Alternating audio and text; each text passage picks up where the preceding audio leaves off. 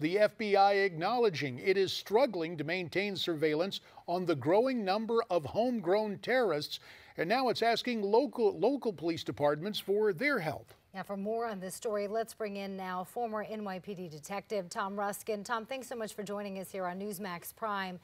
Tom, the FBI says the biggest issue is monitoring ISIS supporters and their interactions on social media. So local law enforcement is adding surveillance teams to help the FBI monitor suspects. How is this going to work? Well, in certain jurisdictions, there already is a joint task force. They call it the FBI Joint Task Force or Joint Terrorist Task Force.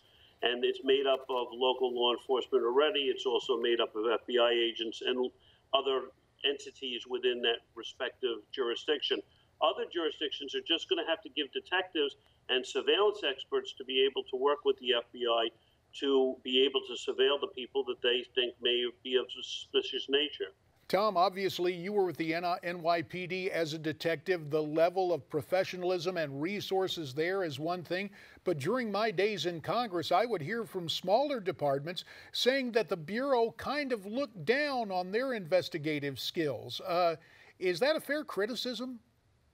Well, it depends on the jurisdiction and their level of expertise, but police departments all over this country have sworn officers who are very good at what they do.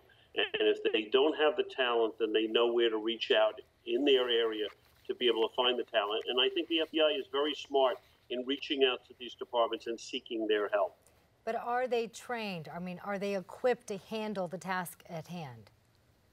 It depends what the task is at hand is. Certain departments in certain jurisdictions have better officers who are better trained at surveillance and questioning people than other jurisdictions. The FBI may have to have training classes for those departments, those smaller departments, to be better able to equip them.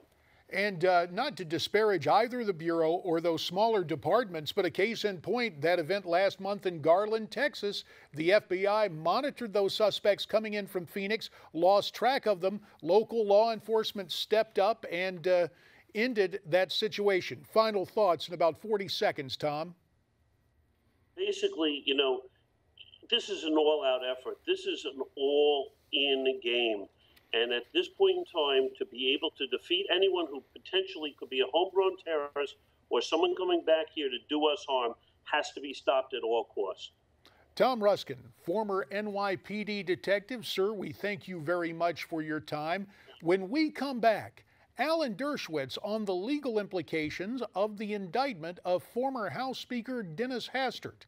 In the meantime, we want to hear from you on all these stories. You can send your comments via email to NewsmaxPrime at NewsmaxTV.com. There's also Facebook and Twitter. And look, a new way to get to us on our website, Newsmax.com/comments. We're coming back with more on this busy Friday night.